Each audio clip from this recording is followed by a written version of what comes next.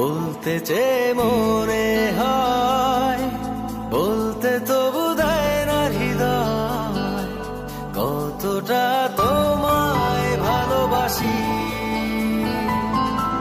চলতে গিয়ে মনে হয় দূরত্ব কিছু নয়, তোমারই কাছেই ফিরে আসি।